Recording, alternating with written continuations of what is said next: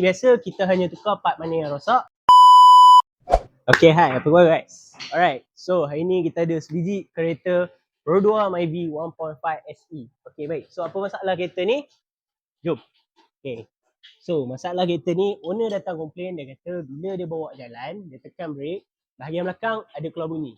Okay, so bila kita check, ini masalah dia.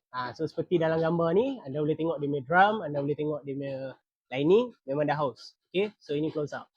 So anda boleh nampak apa yang berlaku kat dia punya lining. Lining dia ni dah makan. Okay, so bila dia jadi macam ni dah besi laga dengan besi. So drum dia pun dah jadi bercalar. Okay, so seperti biasa kita hanya tukar part mana yang rosak. So kita gantikan dia punya lining brake yang baru, steam balik dia punya drum dan selesai masalah. Okay, baik. Bagi korang semua yang nak check bahagian bawah, nak check aircon ataupun apa-apa benda yang lain, boleh datang check kami di Fizi Motorsport Samin Damun Ipoh. Okay, bye.